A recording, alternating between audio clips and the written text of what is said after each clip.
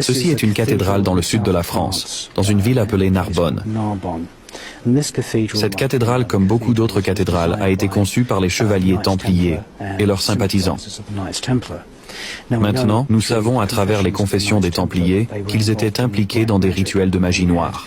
Et ils avaient des idoles appelées Baphomet. Et vous savez, vraiment la grande blague sur ces cathédrales, c'est que les gens payent des milliers de livres pour venir en pèlerinage.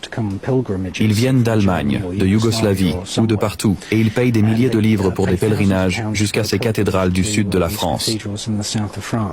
Et les gens pensent qu'ils vont passer de merveilleuses vacances spirituelles chrétiennes. Eh bien, c'est très très loin de la vérité. La vérité, c'est que c'est un temple kabbalistique et elle contient des sculptures de la plupart des démons qu'on retrouve dans les anciennes écritures magiques, comme l'Ars Goetia, le Testament de Salomon, les clavicules de Salomon et beaucoup d'autres textes magiques qui ont été ramenés en Europe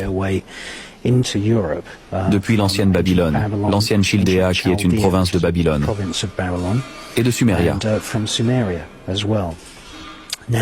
Les gens qui dirigent cette cathédrale sont juste en train d'arnaquer les gens, parce qu'il n'y a rien de chrétien ici du tout.